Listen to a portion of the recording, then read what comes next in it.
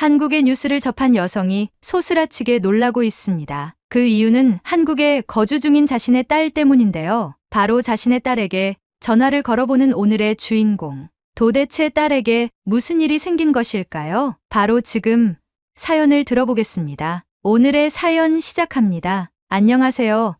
저는 뉴욕주 스카스데일에서 살고 있는 마리아라고 합니다. 이곳은 미국에서도 학군이 좋기로 유명한 동네로 딸 리지의 학업을 위해 이곳으로 이사했고 여기서 산 지도 벌써 10년이 넘어버렸네요. 저희 딸 리지는 그야말로 우리 부부의 전부였어요. 그녀가 태어나던 날을 떠올리면 아직도 가슴이 먹먹해질 만큼 소중한 존재였죠. 그런데 이렇게 애지중지 키운 딸이 한 선택으로 인해 저희 부부에게 충격을 주었던 일이 있어 이렇게 사연을 적어봅니다. 이야기를 풀기 위해선 리지의 어린 시절부터 시작해야 해요. 리즈가 초등학교에 입학하던 해봄이었습니다. 어느 날 아침 창밖에서 이삿짐 트럭이 멈추는 소리가 들리더군요. 커피를 한 잔 마시며 새 이웃이 어떤 사람들일지 궁금해하고 있었는데 리즈가 뛰어오더니 창밖을 가리키며 소리쳤어요. 엄마, 옆집에 새로운 사람들이 이사 오고 있어요. 창밖을 보니 한 가족이 이삿짐을 정리하고 있었습니다. 아이와 함께 있는 걸 보니 우리와 비슷한 또래의 가족인 것 같았어요. 잠시 고민하다 저는 리즈와 함께 쿠키를 구워서 인사하러 가기로 했습니다. 따뜻한 초콜릿 칩 쿠키가 담긴 접시를 들고 문을 두드리자 문이 열리며 한 여성이 모습을 드러냈습니다. 안녕하세요. 저는 마리아예요. 옆집에 살고 있어요. 안녕하세요.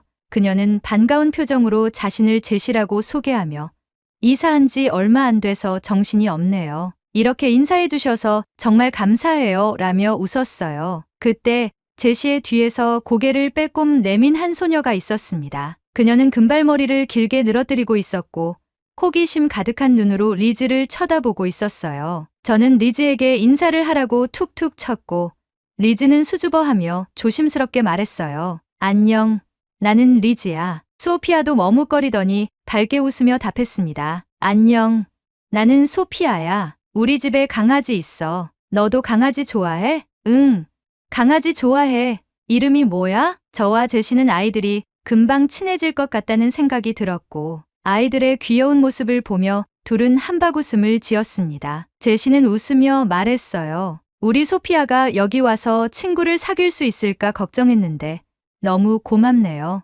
리즈와 금방 친해질 수 있을 것 같아요. 우리도 마찬가지예요. 리즈에게 또래 친구가 생겨서 정말 좋네요. 옆집에 이렇게 좋은 이웃이 오셔서 다행이에요. 그날 이후 리즈와 소피아는 때려야 뗄 수 없는 친구가 되었습니다. 매일 스쿨버스를 타기 위해 같이 도로로 나갔고 학교에서도 항상 함께 다녔죠. 방과 후에는 서로의 집을 오가며 시간을 보냈습니다. 소피아가 우리 집에 와서 리즈와 노는 소리가 들릴 때마다 집안은 마치 축제 같았습니다. 한 번은 뒷마당에서 두 아이가 공놀이를 하다가 공이 소피아의 강아지 럭키에게 굴러갔습니다. 럭키가 공을 물고 도망치다 넘어져 굴렀어요. 그런데 두 아이는 깔깔거리며 럭키와 함께 땅을 구르며 온몸에 지푸라기가 달라붙었죠. 저와 제시는 그 모습을 보고 얼마나 둘이 사랑스러웠는지 몰라요. 마치 저희가 여기로 이사와서 꿈꾸던 삶이 현실이 되어가는 기분이 들었죠. 아이들이 친해지면서 자연스럽게 저와 제시도 가까워졌습니다. 제시는 사려 깊고 활기찬 사람이었습니다. 그녀는 저희 집에 직접 만든 머핀을 가져오기도 했고 저는 커피를 준비해 그녀와 육아에 대한 고민을 나누곤 했습니다.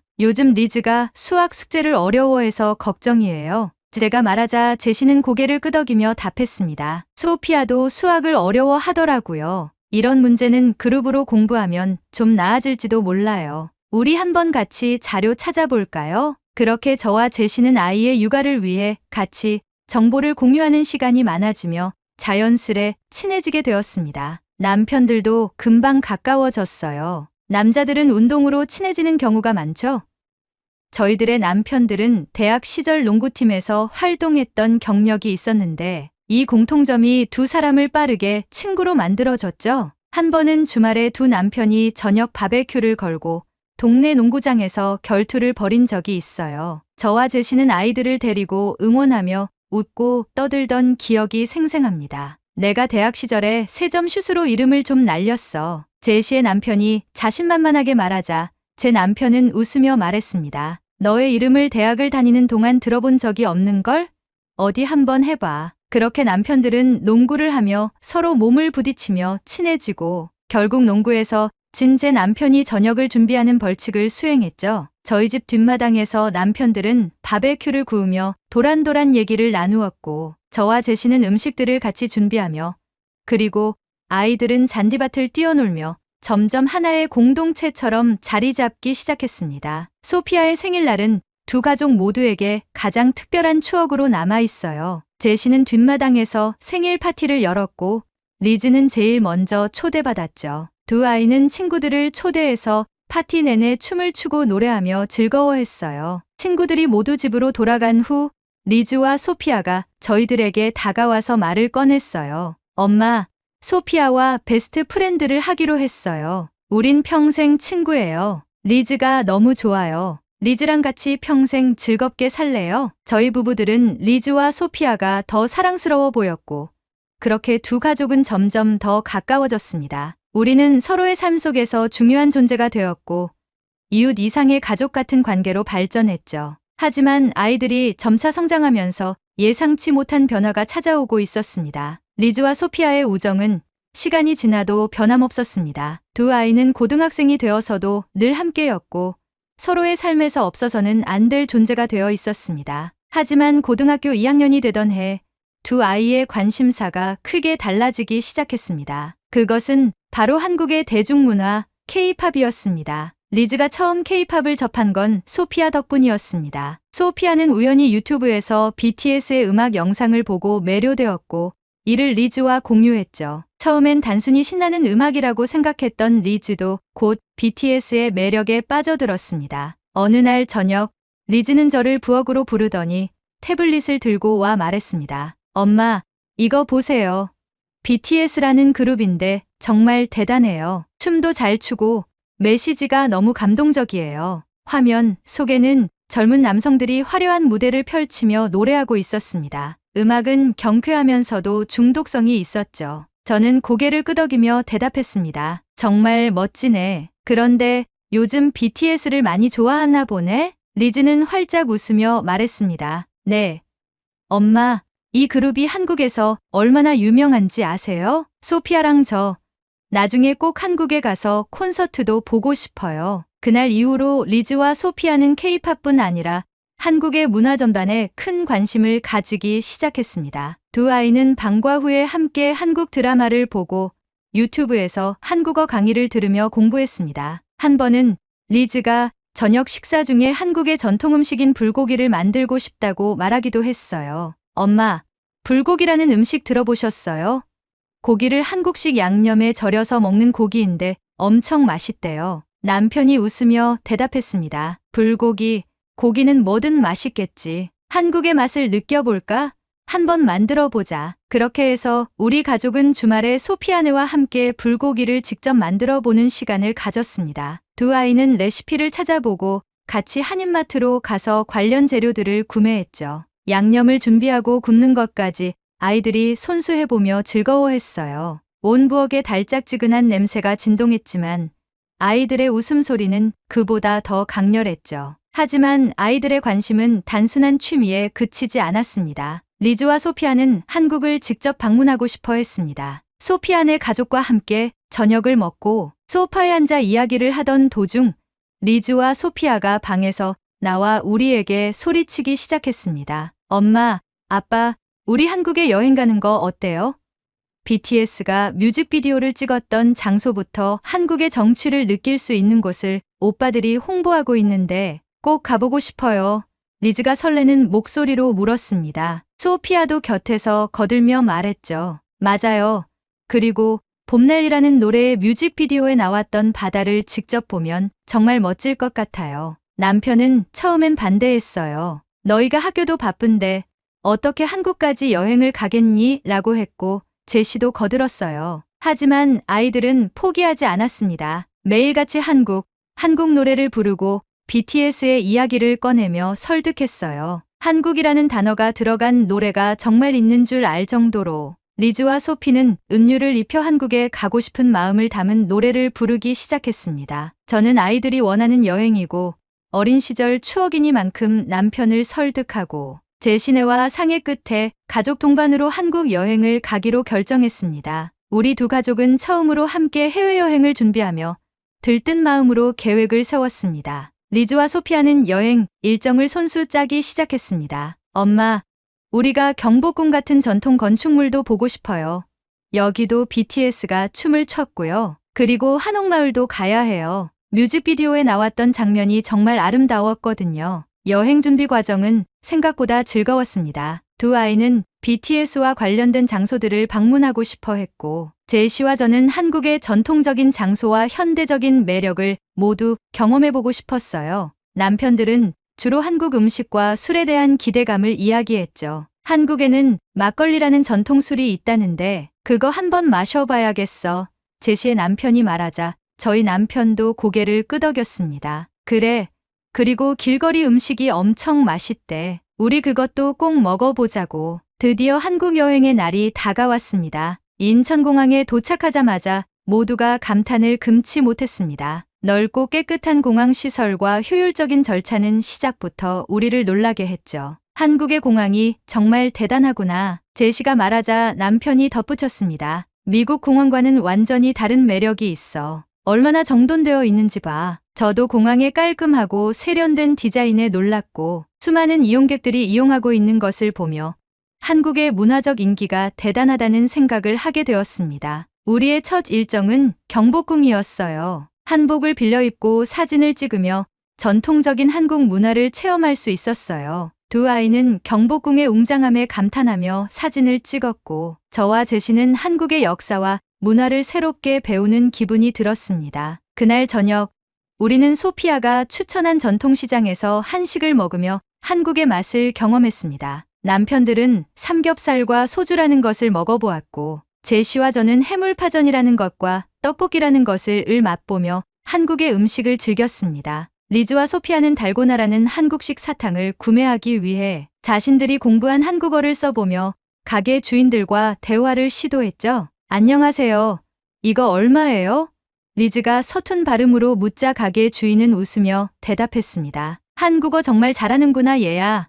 1,000원이에요. 한국 여행은 우리 두 가족 모두에게 특별한 시간이었습니다. 하지만 이 여행이 앞으로 어떤 변화를 가져올지는 아무도 예상하지 못했습니다. 그날 저녁 우리는 식사를 마치고 숙소로 돌아왔습니다. 숙소는 서울 중심부에 위치한 한 고풍스러운 한옥이었는데 마당 한쪽에 놓인 정갈한 장독대와 나무 기둥에서 풍기는 고즈넉한 분위기가 마음을 차분하게 만들었습니다. 리즈와 소피아는 숙소에 도착하자마자 흥분한 목소리로 대화를 시작했습니다. 소피아, 우리가 드디어 한옥에서 자게 되다니 믿어져? 그러니까 유튜브에서 본 것처럼 우리가 마치 한국의 과거로 들어온 것 같아. 이 느낌 너무 좋아. 아이들의 목소리를 들으며 저는 제시와 마당에 앉아 차를 마셨습니다. 따뜻한 유자차 한 잔이 긴 하루를 마무리하는 데 딱이었죠. 마리아, 오늘 정말 대단한 하루였어요. 우리 아이들이 이렇게 좋아하는 모습은 오랜만인 것 같아요.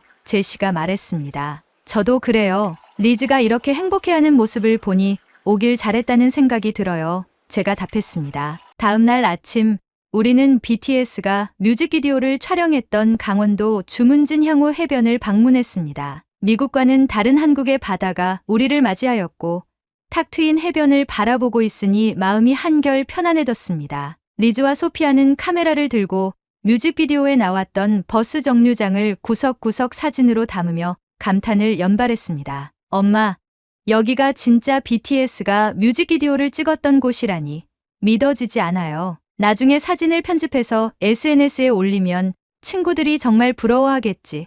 소피아가 웃으며 대답했어요. 남편들은 해변에 드러누워 바닷바람을 만끽하였고 온 가족이 평화롭게 한국의 바다를 즐긴 하루였습니다. 그날 오후에는 서울로 돌아와 한강 유람선을 탔습니다. 강 위를 떠다니며 바라본 서울의 스카이라인은 완전히 새로운 모습이었죠. 특히 리즈와 소피아는 한강변에 펼쳐진 공원과 반짝이는 빌딩들을 보며 감탄했습니다. 엄마, 한국은 프랑스 파리와 미국 뉴욕을 합쳐놓은 듯해요. 강과 세련되고 높은 빌딩들이 너무 잘 어울려요. 리즈가 말했습니다. 맞아.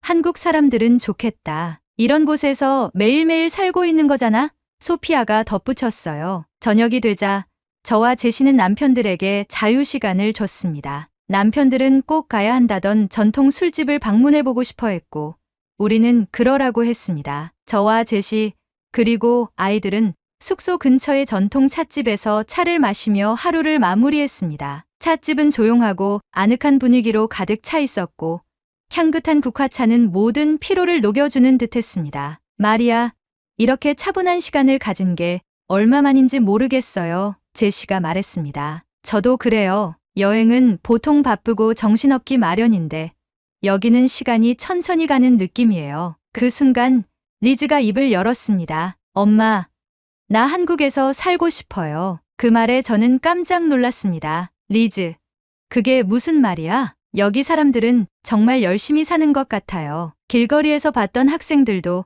어른들도 뭔가 에너제틱한 기운이 있어요. 소피아도 고개를 끄덕였습니다. 맞아요. 엄마, 한국에 살면 엄청 활기찬 생활을 할 것 같아요. BTS 때문이 아니에요. 한국이 어떻게 세계적으로 성공했는지 더 알고 싶어졌어요. 그들의 말은 단순한 감탄이 아니라 진심처럼 느껴졌습니다. 하지만 저는 그저 여행의 설렘 속에서 나온 즉흥적인 생각일 거라고 생각하며 제시와 농담조로 두고 갈 테니 알아서 살아보라고 말하며 웃어 넘겼습니다. 여행의 마지막 날, 우리는 모두 명동의 거리에서 쇼핑을 하며 시간을 보냈습니다. 남편들은 전날 마셨던 전통술과 한국의 음식에 관해 서로 이야기를 주고받았고 제시와 저는 한국 화장품을 둘러보며 흥미를 느꼈습니다. 아이들은 BTS와 관련된 기념품을 사고는 손을 맞잡고 흥분한 목소리로 이야기했습니다. 이 여행은 평생 잊지 못할 것 같아. 리즈가 말했습니다. 나도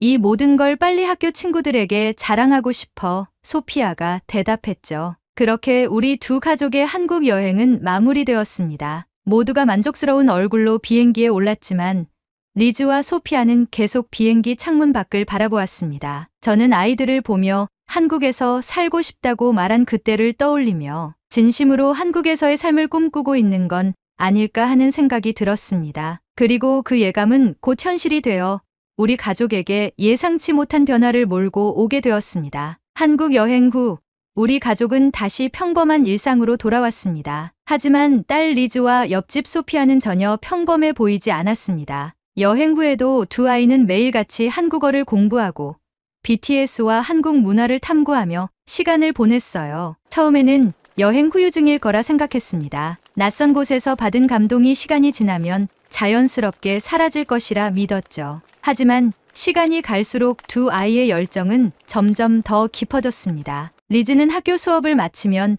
한국 관련 다큐멘터리나 BTS의 인터뷰 영상을 찾아보았고 가끔은 새로운 한국어 표현을 배웠다며 우리 앞에서 자랑하기도 했습니다. 그러다 가끔 자신도 모르게 한국 단어와 영어를 섞어가며 대화를 하는 리즈를 보고 저는 한마디 던졌습니다. 리즈, 그런데 너 정말 많이 빠졌구나. 요즘은 한국 얘기밖에 안 하네. 제가 반쯤 농담으로 묻자 리즈는 얼굴을 붉히며 말했죠. 엄마, BTS가 말했어요. 너 자신을 믿어라고. 저는 한국이 인생의 터닝포인트예요. 소피아도 마찬가지였습니다. 옆집에서 들리는 한국 음악 소리나 두 아이의 대화는 이제 일상이 되었고 그들의 열정은 단순한 팬심을 넘어 문화와 가치관에 대한 깊은 관심으로 이어지고 있었습니다. 제시와 저는 가끔 만나 이 상황에 대해 이야기를 나누곤 했습니다. 마리아, 우리 딸들이 왜 이렇게 한국에 빠졌을까요? 나쁘진 않은데 가끔은 조금 걱정스러워요. 제시가 말하자 저는 고개를 끄덕였습니다. 맞아요, 제시. 리즈도 요즘은 거의 한국 얘기밖에 안 해요. 그냥 여행 후유증일 거라 생각했는데 그게 아닌 것 같아서 고민이에요. 그런데 이런 대화를 나눈 지 얼마 지나지 않아 결국 터질 것이 터지고야 말았습니다. 리즈가 갑자기 진지한 표정으로 다가왔습니다. 엄마, 저 한국으로 유학 가고 싶어요. 저는 잠시 말을 잇지 못했습니다. 뭐라고? 리즈, 유학이라니? 그건 너무 갑작스러운 얘기야. 왜 그런 결정을 하려고 하는 거니? 리즈는 단호한 목소리로 대답했습니다. 엄마, 갑작스러운 게 아니에요. 저는 그동안 많이 생각했어요. BTS뿐만 아니라 한국 사람들의 삶, 문화, 교육 방식 모두 배우고 싶어요. 리즈, 내가 그곳을 좋아하는 건 알겠어. 하지만 유학은 내 인생을 좌우할 큰 결정이야. 여기도 좋은 대학이 많잖니. 꼭 한국에 가야만 하는 이유가 뭐니? 남편이 조심스럽게 물었습니다. 그러자 리즈는 깊이 숨을 들이쉬더니 차분하게 말했습니다. 아빠, 제가 원하는 건 단순히 대학을 가는 게 아니에요. 한국이 왜 이렇게 문화 강국이 되었겠어요?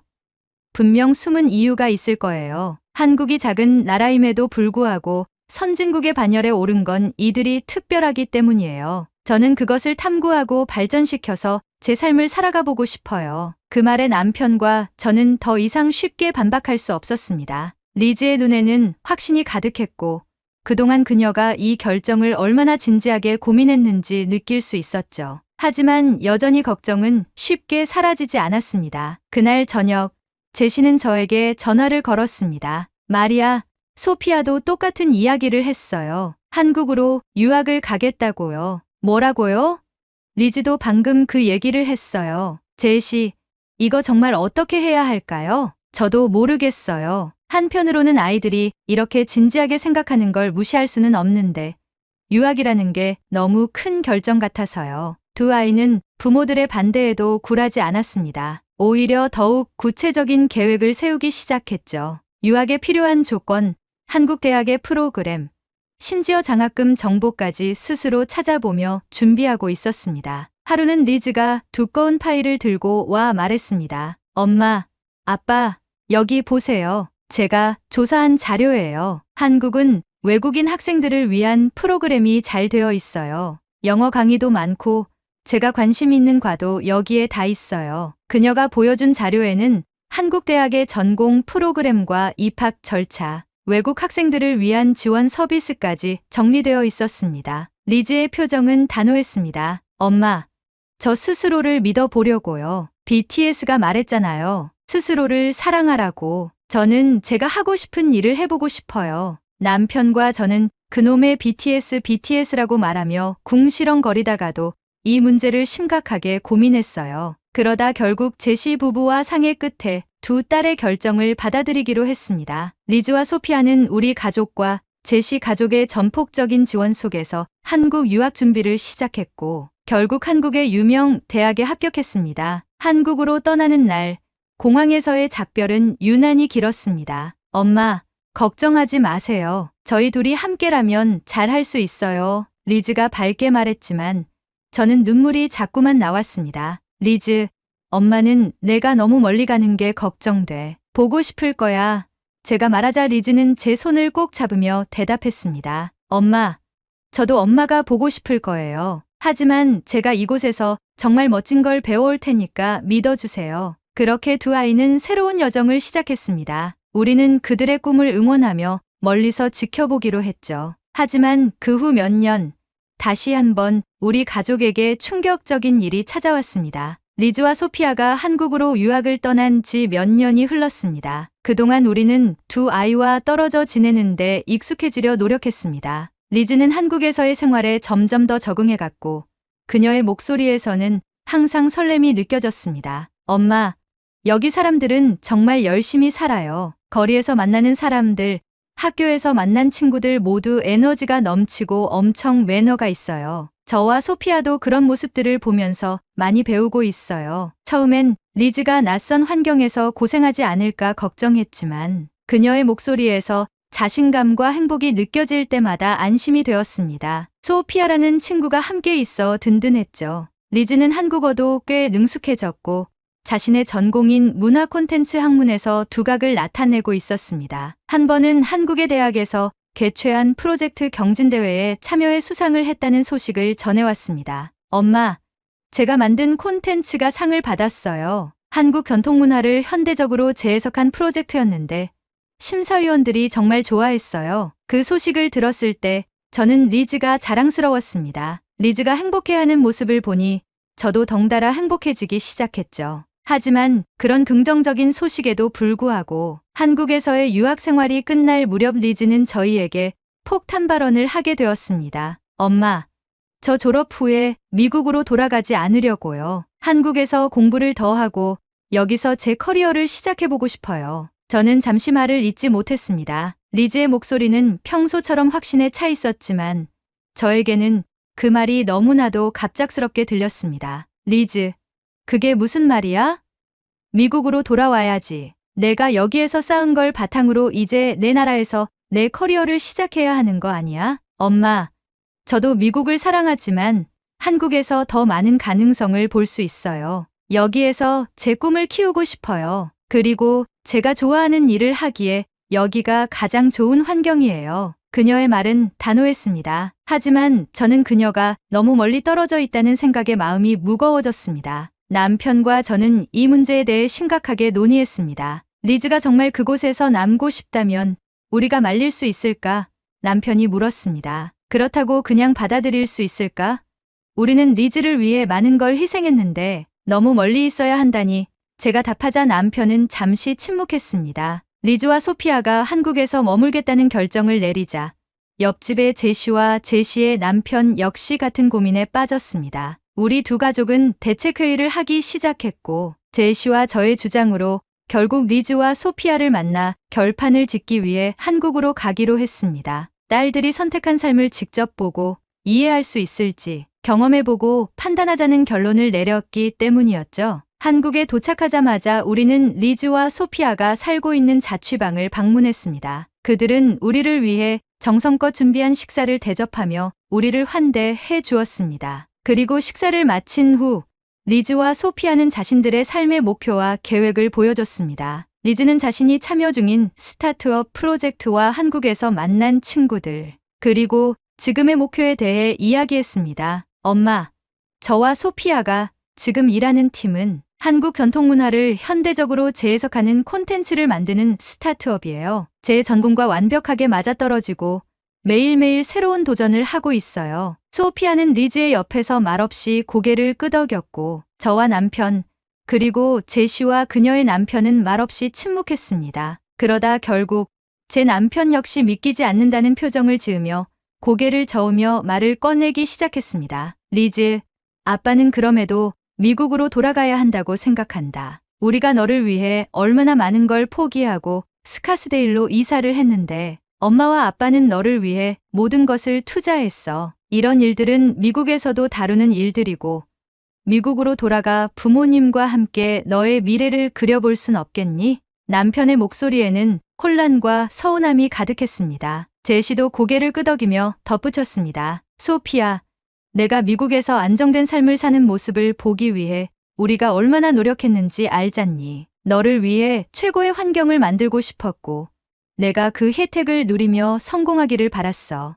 리즈와 소피아는 잠시 침묵하며 서로를 바라보다 다시 우리를 향해 시선을 돌렸어요. 그리고 리즈는 부모님의 마음을 충분히 이해한다는 듯 조심스럽게 대답했습니다. 저도 그 점에 대해 항상 감사하게 생각해요. 제가 지금 있는 위치까지 올 수 있었던 건 부모님 덕분이라는 걸 잘 알아요. 하지만 한국에서의 삶이 저를 더 성장하게 만들고 있어요. 제가 여기에서 배우고 경험한 것들은 미국에서는 결코 얻을 수 없는 것들이에요. 소피아도 같은 입장이었습니다. 엄마, 아빠, 저는 한국에서 제 가능성을 시험해보고 싶어요. 이곳은 제가 꿈꾸던 무대예요. 문화 콘텐츠부터 기술, 사람들의 사고방식까지 모든 게 저를 도전하게 만들어요. 이곳에 남는 건 단지 감정적인 선택이 아니에요. 저의 미래를 위한 가장 이성적인 선택이에요. 아이들의 확신에 찬 태도에 우리는 더 이상 강하게 반박할 수 없었습니다. 리즈의 말처럼 그녀들은 감사하는 마음을 가지고 있었지만 동시에 자신들의 미래를 스스로 선택하려고 했습니다. 남편은 침묵을 깨고 무겁게 말했습니다. 자식 이기는 부모 없다고 하더니 우리가 이 상황에 와 있구나. 리즈, 내가 정말 그렇게 확신한다면, 그리고 그게 내 꿈이라면 우리도 도와줄게. 하지만 내 선택에 책임을 져야 한다는 걸 꼭 기억해. 제시와 그녀의 남편도 고개를 끄덕이며 소피아를 인정해주기로 했습니다. 리즈와 소피아는 눈물을 글썽이며 고개를 끄덕였습니다. 엄마, 아빠, 감사합니다. 저희 정말 최선을 다할게요. 가끔씩 미국에 들러서 가족들을 보러 갈게요. 그렇게 리즈와 소피아의 부모들인 저희는 자식의 꿈과 미래를 응원하며 다시 미국으로 돌아왔습니다. 두 딸이 한국에서 새로운 삶을 시작하자 우리는 그들의 부재를 느끼며 하루하루를 보냈습니다. 리즈의 빈방을 지나칠 때마다 그녀의 웃음소리가 그리워졌고 가끔씩 한국에서 온 전화가 큰 위로가 되었습니다. 엄마, 저 요즘 새로운 프로젝트를 시작했어요. 한국의 전통 문화를 활용해서 현대적으로 재해석하는 콘텐츠예요. 팀원들과 열심히 노력하고 있어요. 리즈의 목소리에는 열정이 가득했고 그녀가 얼마나 그곳에서 자신의 삶을 즐기고 있는지 느껴졌습니다. 하지만 걱정이 완전히 사라지지는 않았습니다. 제시와 티타임을 가지며 대화를 할 때마다 저희들의 주제는 항상 리즈와 소피아였고 타국에서 고생할 것만 같은 걱정에 서로 늘 한숨을 쉬며 말했습니다. 그곳에서 정말 괜찮을까? 우리가 어떻게 도와줄 수도 없는데. 그러게 말이에요. 그래도 우리 딸들은 모두 생각하는 사고가 강하니까 잘 해낼 거예요. 그렇게 미국에 지내던 저희들은 서로에게 위로가 되어주며 하루하루를 살고 있었습니다. 그러던 어느 날 TV에서 한국의 문화 콘텐츠가 세계적으로 주목받고 있다는 CNN의 뉴스 보도를 보게 되었습니다. K-드라마, K-팝, 그리고 전통 문화까지 전 세계에 퍼지고 있는 한국의 영향력은 우리가 생각했던 것 이상이었습니다. 리즈가 꿈꾸던 세상이 눈앞에 펼쳐지고 있는 걸 실감하게 되었죠. 남편은 뉴스를 보며 고개를 끄덕이며 말했습니다. 마리아, 리즈가 왜 그곳에 남고 싶어 했는지 이제야 조금 알 것 같아. 저 나라에는 분명히 특별한 뭔가가 있어. 우리 리즈도 그 일부가 되고 싶은 거겠지. 저도 그 말을 인정하지 않을 수 없었습니다. 리즈의 선택은 단지 충동적이거나 일시적인 감정에서 비롯된 것이 아니라 그녀가 진정으로 열망하는 삶이었음을 깨달았죠. 뉴스 보도 직후 제시 가족도 연락이 왔습니다. 우리는 식탁에 모여 뉴스의 내용을 서로 나누며 아이들의 결정이 옳았다는 이야기를 주고받기 시작했습니다. 그리고 우리는 리즈와 소피아의 결정을 진심으로 응원하기로 했습니다. 그들이 새로운 환경에서 도전하고 성장하는 모습을 바라보며 부모로서의 자랑과 안도감을 느꼈습니다. 가족이란 언제나 연결되어 있는 거니까 걱정하지 말자, 남편이 말했을 때 저는 미소를 지으며 고개를 끄덕였습니다. 한국에서 불미스러운 일이 있을 때마다 서로를 위하는 마음씨들을 보며 한국이라는 나라에서 인생을 배우고 있는 리즈와 소피아의 결정에 더욱 큰 힘을 실어주고 싶습니다. 이제 한국에 있는 리즈를 걱정하지 않아요. 뭐든지 헤쳐나가는 한국인들처럼 리즈도 모든 것들을 헤쳐나가리라 믿습니다. 앞으로도 한국에서 많은 경험과 배움으로 성장하는 리즈가 되길 바랍니다. 오늘의 사연은 여기까지입니다. 2024년 한 해 감동 비디오를 찾아주신 여러분께 진심으로 감사의 말씀을 드립니다. 앞으로도 좋은 사연을 여러분께 들려드릴 수 있도록 최선의 노력을 다하겠습니다. 2025년 새해 복 많이 받으세요. 겨울철 독감이 날이 갈수록 심해지고 있습니다. 실내와 실외의 온도차가 극심한 만큼 건강에 유의해야 될 것 같아요. 목 건강이 독감의 가장 좋은 예방법이라고 합니다. 마스크는 필수로 착용하시는 게 좋다고 하며 목을 마르게 하는 차나 커피는 조금 참고 충분한 물을 섭취하여 목을 항상 촉촉하게 유지해주는 것이 좋다고 해요. 여러분이 아프지 않고 항상 건강하길 진심으로 바랍니다. 그리고 오늘의 이야기가 마음에 드셨다면 구독, 좋아요 부탁드리겠습니다. 다음엔 더 좋은 사연으로 여러분을 찾아뵙겠습니다. 시청해주셔서 감사합니다. 새해부터 한국에 빠져버린 한 여성이 있습니다. 이 여성은 현재 한국의 생활에 너무 만족한 나머지 한국에 정착해서 살고 있는데요. 도대체 한국에 뼈를 묻겠다고 하는 이 여성의 정체는 무엇일까요? 긴 말 하지 않겠습니다. 바로 지금 사연을 들어보겠습니다. 오늘의 사연 시작합니다. 안녕하세요. 저는 중국 산둥성에서 나고 자란 32살 쉬링이라고 해요. 여러분도 아시다시피 저는 어릴 때부터 중국이라는 나라에 대해 강한 자부심을 가지고 있었습니다. 중국은 세계에서 가장 오래된 문명을 가진 대국이라는 이야기를 수없이 들으며 자랐어요. 중국의 우월주의를 바탕으로 가족, 학교, 사회 모두가 저에게 중국이 세계를 이끄는 중심 국가라는 인식을 심어줬죠. 그래서 저는 자연스럽게 다른 나라, 특히 한국, 일본과 같은 이웃 국가를 생각할 때면 중국이 없으면 아무것도 아닌 나라라는 고정관념을 가지고 있었습니다. 대학교를 졸업한 뒤 저는 산둥성 현지의 대기업에 입사하게 되었는데요. 신입사원으로 월급 8천위안 약 160만 원을 받으며 직장을 다니기 시작했어요. 당시에는 그 금액도 적지 않다고 생각했지만 저는 열심히 노력하여 3년 만에 월급을 12,000위안 약 230만 원으로 올릴 수 있게 되었죠. 또래 친구들보다 높은 소득을 받는다는 평가를 받으며 주변의 친구들에게 부러움과 선망의 대상으로 자리 잡았습니다. 이때까지 저는 중국에서 나름대로 안정적이고 성공적인 직장인이 되었다고 자부했습니다. 그러나 시간이 흐를수록 제가 속한 직장 문화와 업무 환경에서 오는 피로감이 점점 더 커지기 시작했어요. 대다수의 중국의 직장에서는 996 근무제, 즉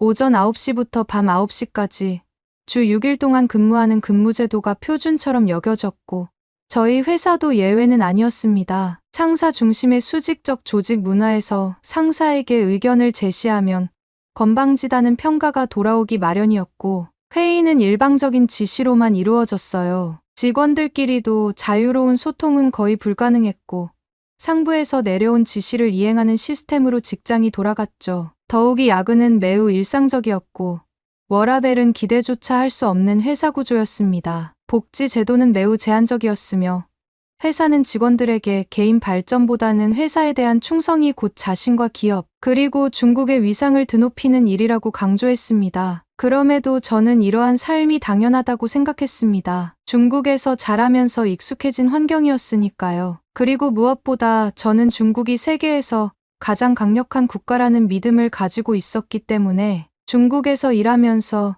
이 정도 급여를 받는다는 것이 제게 가장 합리적인 선택이고 남부럽지 않은 삶이라고 여겼습니다. 하지만 중국의 뽕맛에 취해버린 제 인생을 한순간에 뒤바꿔 놓은 사건이 발생하고 말았어요. 작년 여름, 그날은 유난히 더운 날이었고 회사에서 야근을 하고 늦은 밤에 피곤한 몸을 이끌고 집으로 돌아온 저는 샤워를 마치고 맥주를 한잔 하고 있었습니다. 지친 몸에 알코올을 수혈하며 나른한 휴식을 취하는 도중 4년 전 한국으로 이직한 친구 수희준에게 영상통화가 걸려왔어요. 그녀는 서울에서 디자이너로 일하며 한국에서의 새로운 삶을 살고 있던 친구였죠. 수희준, 너무 오랜만이야. 한국 생활은 할만해? 정말 고생이다. 저는 한국에서 고생하고 있을 수희준에게 단순한 안부차 말을 건네었습니다. 우월한 중국을 떠나 타지에서 고생하는 직장인들의 이야기를 많이 들었던 터라 측은하기까지 했죠. 그런데 그녀의 대답은 제가 예상했던 것과는 180도 달랐습니다. 정말 좋아. 일이 많긴 하지만 돈도 많이 벌고 회사 분위기가 너무나도 좋아. 무엇보다 야근 수당도 꼬박꼬박 챙겨주고 휴일이 확실히 보장돼. 쉬링, 너도 한국에 오면 좋겠다. 처음에는 친구의 말을 믿기 어려웠습니다. 저는 한국이 월급이 낮고 강압적인 회식 문화와 야근 강요가 만연하다는 고정관념을 가지고 있었거든요. 그래 봤자 한국이지 라는 생각이 머릿속을 떠나지 않았고 한국이 뭐가 그렇게 대단하다고 라는 의문도 들었습니다. 그러나 수희준은 구체적으로 한국의 직장 생활을 설명하기 시작했습니다. 그녀가 말하기를 한국에서는 신입사원의 월급이 제가 중국에서 받는 월급보다 훨씬 높다고 했습니다. 야근 수당은 철저히 지급되고 주 52시간 근무제로 업무 시간이 법적으로 제한되며 복지 제도도 매우 체계적이라고 했습니다. 심지어 성과급 시스템과 스터디 그룹 지원, 자격증을 취득할 수 있도록 보조해주는 등의 혜택은 제가 다니는 회사와는 비교조차 할 수 없는 수준이었습니다. 그게 정말이야? 나 꼬드기려고 거짓말하지 마. 저는 믿을 수 없어 그녀에게 되물었고 수희준은 웃으며 말했습니다. 처음엔 나도 믿기 힘들었어. 솔직히 말하면 나도 처음 한국에 대해서는 좋지 않게 생각했거든. 아마 지금의 너랑 비슷한 생각이었을 거야. 중국보다 작은 나라가 좋아봤자 얼마나 좋겠어. 라고 생각했어. 그런데 직접 와서 겪어보니 정말 다르더라고. 특히 내가 한 만큼 인정받을 수 있다는 점이 가장 큰 차이야. 저는 그녀에게 다시 물었어요. 수희준, 날 한국으로 꼬드기려고 말하지 말고 나 부러우라고 말하지 말고 사실을 말해줘. 난 내가 걱정되고 염려돼. 그렇게 작은 나라에서 중국보다 많이 벌고 인정받는다는 게 사실이야? 그러자 수희준은 잠시 있어보라고 말하며 자신의 통장에 지난달에 벌어들인 월급과 성과급을 보여주었습니다. 저는 실제로 화면을 보니 말문이 막혀버렸습니다. 수이쥐는 말했습니다. 쉬링, 내가 너를 친구로서 그만큼 아끼고 너 역시도 뛰어난 실력을 가지고 빛을 보지 못하는 것 같아서 이렇게 연락한 거야. 단순한 안부가 아니라 너의 능력이 인정받는 곳에서 일했으면 하는 바람으로 연락한 거니? 마음 상하지 말고 생각 한번 해봐. 수이준과 통화를 마무리한 후 저는 머릿속이 복잡해졌습니다. 설마 이렇게나 큰 차이가 있을까? 한국은 작은 나라고 인구도 적은데 저는 인터넷을 켜고 VPN으로 우회하여 한국의 채용 공고와 노동 환경에 대한 정보를 찾아보기 시작했습니다. 정보들을 하나하나 천천히 읽어보던 중 저는 소스라치게 놀라며 제 입을 틀어 막았습니다. 검색 결과는 상상했던 것보다 이상이었기 때문입니다. 제가 일하는 디자인 관련 직군에서 한국 기업들이 외국인 채용에 매우 적극적이라는 사실과 함께 기본적으로 제공되는 급여와 복지 수준이 현재 제가 속한 환경을 크게 앞지르고 있다는 것을 발견했습니다. 여러 기업들을 하나하나씩 보며 솔깃한 제안들도 많이 보였던 저는 마음을 굳게 잡고 새로운 기회를 잡아야겠다는 결심이 서기 시작했습니다. 중국에서만 머물러서는 제 스스로가 더 이상 발전이 없을 것 같다는 생각이 들었습니다. 저의 능력을 발전시키고 더 윤택하고 보람된 삶을 살기 위해선 새로운 도전이 필요했습니다. 그렇게 저는 한국으로의 이직을 결심했습니다. 한국으로 이직을 결심한 후 제 앞에는 수많은 난관이 기다리고 있었습니다. 먼저 퇴사를 결심했다는 사실을 회사에 알리는 순간부터 예상치 못한 벽에 부딪혔습니다. 제가 팀장님께 퇴사 의사를 전달했을 때 그분은 처음에는 믿지 못하는 듯한 표정을 지으셨습니다. 쉬링, 농담이지. 너는 우리 팀의 핵심 멤버야. 지금 갑자기 떠나면 이 팀은 어떻게 되는 거지? 그 말을 듣고 순간 마음이 흔들리기도 했습니다. 하지만 제 결심은 단단했습니다. 저는 팀장님께 제가 한국으로 이직하려는 이유를 차분히 설명했습니다. 저는 새로운 환경에서 제 가능성을 더 키우고 싶습니다. 한국에서 얻을 수 있는 경험은 저에게 큰 자산이 될 거라고 생각합니다. 그러자 팀장님은 제 말을 듣고 깜짝 놀라며 의자에 털썩 주저앉으셨습니다. 그리고 헛웃음을 치더니 제게 비아냥대며 말씀하셨습니다. 내가 잘못 들은 거지. 한국이라고? 중국인들 아무나 데리고 일하는 거기를 말하는 거야? 내 경력은 여기에나 있어야 성장하는 거지. 오합지졸들 모아놓은 곳에서 빛나는 게 의미가 있다고 생각해? 정신 차려 쉬링, 한국은 안 돼. 팀장님 방에서 나와 손을 부들부들 떨고 있을 때 팀장님과 이야기를 엿들은 동료들의 반응은 더 심했습니다. 일부 동료들은 저를 비웃으며 말했습니다. 쉬링이 결국 우리보다 작은 나라로 가겠다고.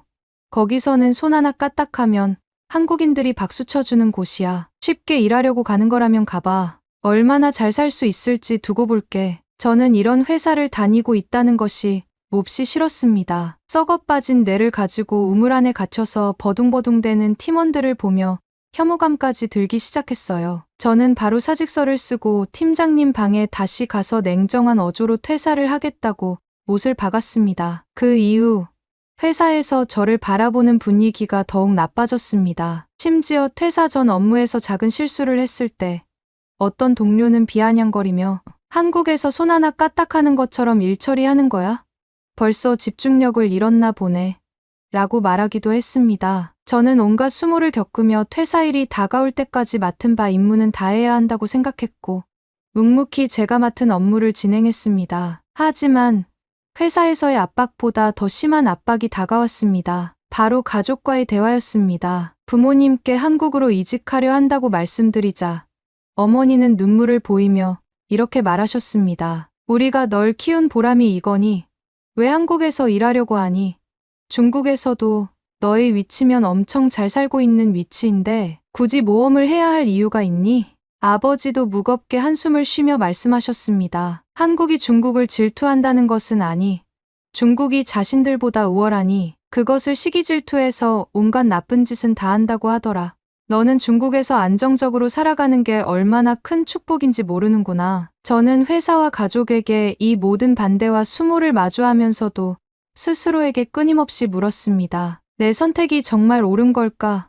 라는 의문이요. 그러나 한국의 근무 환경과 복지, 그리고 새로운 도전에 대한 설렘은 제 의지를 꺾을 수 없었습니다. 저는 회사의 동료들과 가족에게 등을 진다는 각오를 하며 퇴사를 진행했습니다. 퇴사 후 저는 한국으로 이직하기 위한 준비를 본격적으로 시작했습니다. 첫 번째는 언어 장벽이었습니다. 한국어를 제대로 배우지 않고는 직장에서 소통하는 데 큰 어려움이 있을 것이라 생각했기에 저는 중국에 거주하는 한국인에게 한국어 과외를 받으며 기본 회화를 익히기 시작했습니다. 중국어와 문법이 전혀 다른 한국어 발음과 표현법을 익히는 과정은 쉽지 않다고 생각했지만 생각보다 쉬운 문자 체계를 가지고 있다는 느낌을 받아서 하루하루 새로운 것을 배우며 발전한다는 설렘이 저를 지탱해 주었습니다. 안녕하세요. 감사합니다와 같은 간단한 인사말에서 시작해 점점 더 복잡한 문장을 단기간에 말할 수 있게 되었습니다. 두 번째는 문화 적응이었습니다. 저는 한국 직장 문화를 이해하기 위해 한국어 선생님과 많은 이야기를 나누고 선생님이 추천해주는 관련 서적을 읽으며 한국인의 사고방식과 사회 규범을 배우려고 노력했습니다. 한국은 팀워크를 중시하면서도 개인의 창의성을 존중하는 분위기가 있다는 점에서 중국과는 큰 차이가 있었습니다. 그렇게 저는 한국의 입사 준비를 위해서 지원서를 제출하고 한국을 오가며 여러 디자인 회사의 면접을 보며 한국으로의 새로운 삶을 위한 준비를 차근차근 진행해 나갔습니다. 그러던 어느 날 한국의 한 디자인 회사에서 합격 통보를 받게 되었습니다. 합격 메일에는 제가 여태껏 진행해온 프로젝트에 대한 피드백과 함께 제 가능성을 보고 함께 하자는 형식의 내용이 적혀 있었습니다. 저는 메일을 읽으며 여태껏 이직을 준비하며 겪은 온갖 수모와 비난들이 주마등처럼 스쳐 지나가며 눈에서 눈물이 흘러나왔습니다. 한국에서 거주할 숙소를 계약하고 중국으로 돌아와 한국으로 갈 준비를 하나하나씩 했습니다. 부모님은 여전히 냉담한 반응을 보였지만 저는 제 꿈을 향해 집을 나섰습니다. 모든 준비를 마치고 한국으로 출발한 날, 한국의 직장인으로서 인천공항에 도착했을 때의 기분은 말로 표현할 수 없었습니다. 이직을 위해 드나들던 공항이 더 깨끗해 보이고 체계적으로 보였으며 다국어로 된 안내 표지판과 외국인을 배려한 서비스가 즐비하는 공항에 발을 디디고 있는 제가 너무 대견했습니다. 공항 직원들은 항상 미소를 잃지 않았고 인천공항에 불어오는 활력은 중국에서 겪었던 무거운 짐을 모두 덜어가는 듯 했습니다. 어서 오세요. 필요하신 게 있으시면 언제든 말씀하세요. 공항 직원의 따뜻한 인사에 화답하며 저는 기쁜 마음으로 숙소로 향했습니다. 제가 한국에서 살 집에 도착하고 짐을 풀면서도 흥분되는 감정을 주체할 수 없었습니다. 중국과 다르게 깨끗하고 모던하게 구성되어 있는 집에 짐을 하나 둘 풀면서 한국에서의 삶을 시작하기 위한 준비로 하루를 보냈습니다. 그리고 대망의 첫 출근 날, 회사 정문 앞에서 회사를 바라보며 제 마음을 다잡았습니다. 그리고 회사로 들어가 사무실로 접어드는 순간 저는 깜짝 놀랄 광경을 목격하게 되었습니다. 팀원들은 저를 위해 환영 미팅을 열어주었고 상사는 제게 이렇게 말했습니다. 우리 회사에 입사하게 돼서 진심으로 축하드립니다. 우리는 슈링이 가진 능력을 존중하고 응원할 것입니다. 우리 함께 성장해 나갑시다. 중국에서 한 번도 들어본 적 없는 말이었습니다. 상사의 이런 태도는 제게 큰 용기와 동기를 주었습니다. 한국에서의 직장 생활이 시작되었고 저는 동료들과 소통하며 업무를 하나둘씩 배우기 시작했습니다. 처음 몇 주간 저는 한국 생활에 적응하기 위해 부단히 노력했습니다. 한국어가 아직 완벽하지 않았기 때문에 동료들과의 소통에서 가끔 어려움을 겪기도 했지만 팀원들은 제가 말하는 한국어를 귀 기울여 들어주고 이해하려는 노력을 보여주었습니다. 팀원 중 한 명은 이렇게 말했습니다. 슈링, 우리는 내가 한국에 온 만큼 내가 여기서 잘 적응할 수 있도록 도와줄 거야. 걱정하지 마. 이런 동료들의 따뜻한 배려는 제가 한국 생활에 점점 익숙해질 수 있는 기반이 되었습니다. 그렇게 저는 점차 새로운 환경에 적응하기 시작했습니다. 한국에서의 직장 생활이 본격적으로 시작되면서 저는 과거 중국에서 경험했던 것과는 전혀 다른 새로운 문화와 방식을 매일같이 느꼈습니다. 특히 한국 회사의 회의 문화는 저를 가장 놀라게 했습니다. 중국에서는 회의가 주로 상사의 지시를 일방적으로 전달하는 자리였고 직원들은 조용히 받아 적기만 했습니다. 그러나 한국에서는 모든 직원이 회의 중 자유롭게 의견을 제시할 수 있었습니다. 첫 번째 회의에 참석했을 때 저는 분위기에 압도되었습니다. 팀원들은 각자의 아이디어를 적극적으로 발표하며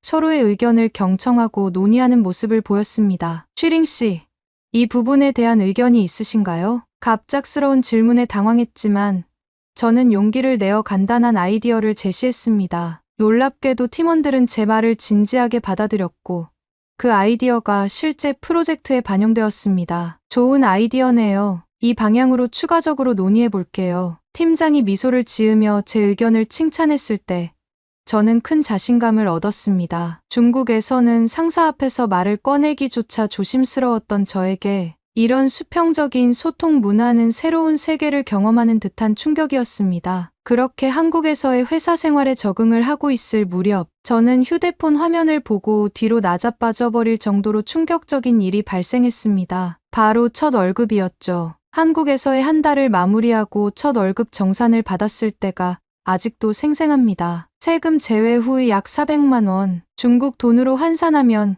약 24,000위안으로 제가 중국에서 받던 월급의 2배가 넘는 금액이었습니다. 저는 제 눈을 의심하며 몇 번이나 눈을 비비고 화면을 바라봤습니다. 중국에서 무시하던 한국으로의 이직이 옳고 바람직한 선택이었다는 것을 눈으로 직접 보고 확인한 순간이었죠. 더군다나 기본 월급 외에도 성과급, 야근 수당, 그리고 다양한 복지 혜택까지 제공되었기에 경제적인 안정감이 가면 갈수록 더욱 커졌습니다. 예를 들어 회사에서는 스터디 그룹 비용을 지원해 주었고 업무에 필요한 자격증 취득을 위한 학습 비용도 보조해 주었습니다. 또한 한국 회사에서는 정시 퇴근이 기본이었고 야근을 해야 할 경우에도 그에 대한 보상이 확실히 이루어졌습니다. 회사 내부에는 직원들이 자유롭게 쉴 수 있는 카페테리아와 헬스장이 마련되어 있었고 매주 금요일에는 직원들을 위한 영화 관람 프로그램이 제공되었습니다. 저는 한국에서의 삶에 아주 만족하고 있다는 것을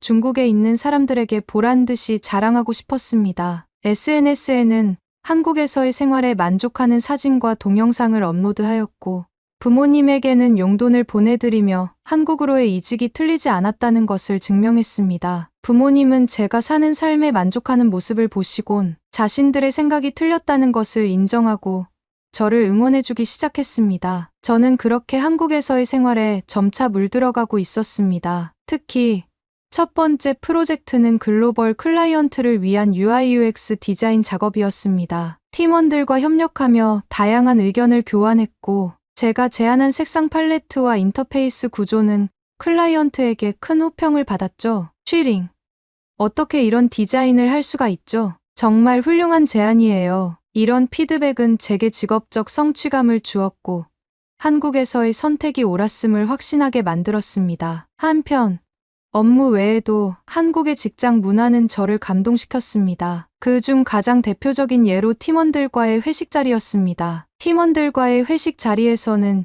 직원 한 명 한 명의 취향과 의견이 존중되었습니다. 쉬링 씨, 어떤 음식을 좋아해요? 오늘은 우리 쉬링 씨가 좋아하는 걸로 먹죠. 저는 제 귀를 의심했어요. 중국에서는 회식이 상사의 취향에 따라 결정되고 강압적인 음주 문화가 흔했지만 한국에서는 그런 분위기를 눈씻고 찾아봐도 찾아볼 수 없었기 때문이었죠. 회식이 단순히 업무의 연장이 아니라 팀원들과 친밀해지는 자리로 운영이 된다는 점이 새삼 놀라웠습니다. 그리고 한국에서의 근무 환경은 단순히 편리함을 넘어서 개인의 성장을 지원하는 시스템으로 이루어진 문화도 인상 깊었습니다. 직원들은 업무 외에도 자기 개발에 적극적으로 참여했습니다. 퇴근 후 영어 스터디에 참여하거나 마케팅 강의를 듣는 동료들을 보며 저는 큰 자극을 받았습니다. 쉬링 씨는 배우고 싶은 스터디 없어요?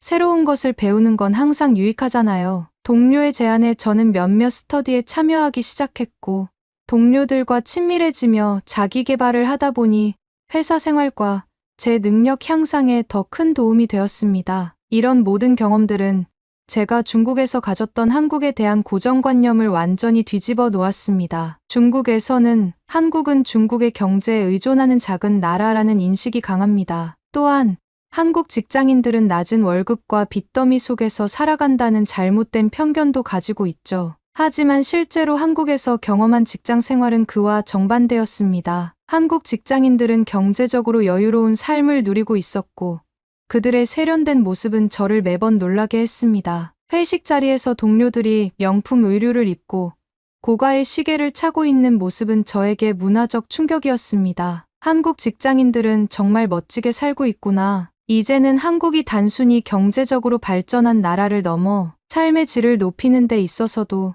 선진국이라는 것을 몸소 체감하게 되었습니다. 그러던 중 제게 잊지 못할 사건이 터지고야 말았습니다. 프랑스 본사와 협력하는 국제 프로젝트를 진행하게 되었는데 한국이 아닌 제3국이 함께하는 프로젝트다 보니 저는 많이 위축되었습니다. 프랑스어도 할 줄 몰랐고 영어도 능통하지 않았죠. 과연 제가 이 프로젝트에 함께한다면 잘할 수 있을까? 라는 의문이 제 머리를 온통 휘감기 시작했습니다. 하지만 저는 여기서 한국 직장인들의 전문성과 체계적인 업무 태도를 더욱 깊이 이해하게 되었습니다. 동료 중 한 명이 본사 담당자와 유창한 영어로 협의하며 프로젝트를 이끌어가는 모습을 보며 한국 직장 문화의 강점을 실감했습니다. 쉬링 씨, 이런 글로벌 프로젝트는 처음이죠. 어려운 점이 있으면 언제든 물어보세요. 누구나 처음엔 낯설기 마련이니까요. 걱정 말고 함께 해봐요. 할 수 있어요. 동료의 이 한마디는 제게 큰 위로와 용기를 주었습니다. 한국의 근무 환경은 저를 단순히 외국인 직원으로 대하는 것이 아니라 한 사람의 동료로 존중해주는 점에서 중국과 큰 차이가 있었습니다. 과거 중국에서의 경험과 비교하며 저는 점차 한국의 장점을 깨닫게 되었습니다. 이 프로젝트는 클라이언트의 까다로운 요구를 충족시키기 위해 다양한 디자인과 기술을 통합해야 했고 시간과 세부사항의 관리가 매우 중요했습니다. 저는 팀원들과 함께 디자인 초기 단계부터 클라이언트의 요구사항을 분석하고 사용자 경험을 최적화할 방법을 논의했습니다. 특히 저는 UI/UX 최적화와 관련된 몇 가지 아이디어를 제안했고 이를 바탕으로 인터페이스의 직관성과 사용자 친화성을 높였습니다. 프로젝트의 마지막 단계에서는 프랑스 본사와 긴밀히 협력해야 했습니다. 동료들과 함께 프랑스 본사 담당자들과 매일 화상 회의를 통해 피드백을 조율했고 프랑스어를 잘하지 못했던 저는 영어와 간단한 한국어로 논의를 이어갔습니다. 팀원 중 한 명이 제 부족한 영어를 보완하며 적극적으로 도와준 덕분에 프로젝트는 성공적으로 마무리될 수 있었습니다. 쉬링 씨가 기여한 덕분에 이 프로젝트가 성공했습니다. 팀장이 회의에서 이렇게 말하며 저를 격려해 주었을 때 저는 이곳에서의 노력이 결실을 맺었다는 뿌듯함을 느꼈습니다. 프랑스 본사와 협력했던 국제 프로젝트는 제 한국 직장 생활에서 가장 큰 성과로 남을 수 있게 되었습니다. 프로젝트가 성공적으로 끝난 뒤 회사는 프로젝트 참여자들에게 특별 인센티브를 지급하며 노고를 치하했습니다. 저는 한국에서의 직장 생활에서 큰 성과를 거둔 것만으로도 만족스러웠는데 인센티브까지 챙겨주는 회사가 대단해 보였습니다. 솔직히 인센티브 금액이 궁금했던 저는 은행 어플을 들어가 계좌를 조회해봤습니다. 그리고 저는 입에 거품을 물 만큼 놀라며 저도 모르게 깍하고 소리를 질러버렸습니다. 제가 받은 인센티브는 300만 원으로 중국 돈으로 환산하면 약 14,000위안에 해당했습니다. 제 월급에 비해 추가로 60%에 가까운 금액을 받은 셈이었습니다. 인센티브를 손에 쥔 순간 손발이 오들오들 떨리며 흥분을 감추지 못했습니다. 저는 한국의 기업 문화가 성과를 얼마나 공정하게 보상하는지를 뼈저리게 실감했습니다. 팀원들과 함께 축하 자리를 가지며 한국 직장 문화의 따뜻함을 다시 한번 느낄 수 있었습니다. 쉬링 씨, 이번 프로젝트 덕분에 우리 팀이 큰 성과를 냈어요. 이건 쉬링 씨의 공헌 없이는 불가능했을 거예요. 이 말을 들으며 저는 진정으로 한국의 직장 문화에 녹아들고 있다는 느낌을 받았습니다. 프로젝트가 끝난 후 한국으로의 이직을 추천해준 친구 수이진과 만날 기회가 생겼습니다. 우리는 서울의 한 카페에서 만났고 오랜만에 얼굴을 마주하며 서로의 안부를 나눴습니다. 쉬링, 한국 생활은 어때? 적응 잘하고 있어?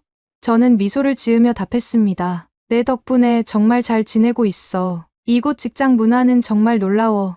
나에게 많은 것을 알려주고 있어서 너무 행복해. 왜 이제서야 왔나 싶어. 수이쥐는 그녀가 한국에서 직장 생활을 시작하며 느꼈던 경험을 공유했습니다. 한국의 장점은 노력한 만큼 인정받는다는 거야. 여기서는 성과를 내면 모두가 그 가치를 존중해줘.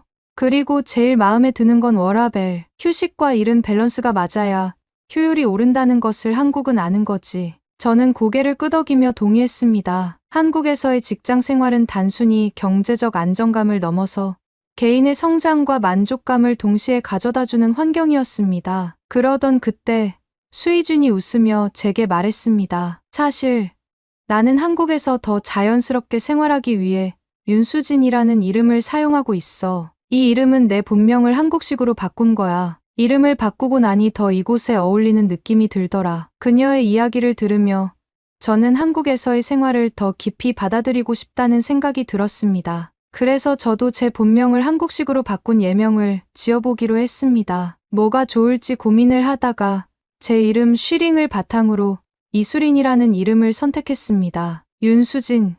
난 이제 이수린이야. 이 이름은 한국에서의 새로운 시작을 상징하는 내 이름이니까 그렇게 불러줘 윤수진. 수희쥐는 밝게 웃으며 말했습니다. 그래 수린아. 너도 곧 이곳이 고향처럼 느껴질 거야. 한국은 노력하는 사람들에게 정말 많은 기회를 주는 곳이니까. 저는 이제 한국에서의 삶이 단순히 직장 생활의 일부가 아니라 제 인생이 중요한 장이 되었다고 느낍니다. 제 한국식 이름 이수리는 저에게 새로운 목표와 책임감을 심어줍니다. 저는 이곳에서 배운 것들을 바탕으로 더 많은 성과를 이루고 제 자신뿐 아니라 제가 속한 팀과 회사 그리고 한국 사회에 기여하고 싶습니다. 전 수희준, 현 윤수진과의 대화를 마친 뒤 저는 서울의 야경을 보며 앞으로의 목표를 다시 마음속에 새겼습니다. 이곳에서 더 많은 도전과 기회를 만들어가며 제가 가진 모든 가능성을 펼쳐보고 싶습니다. 이제 저는 과거의 편견을 넘어서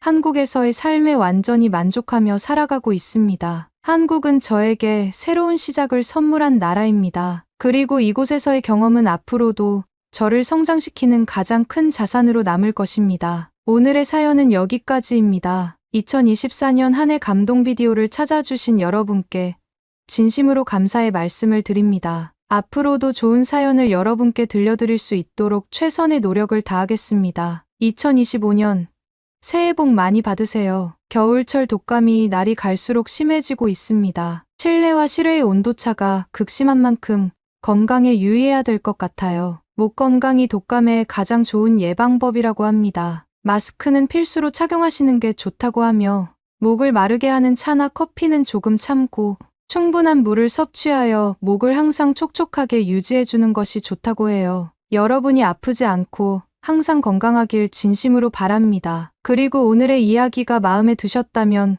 구독, 좋아요 부탁드리겠습니다. 다음엔 더 좋은 사연으로 여러분을 찾아뵙겠습니다. 시청해 주셔서 감사합니다.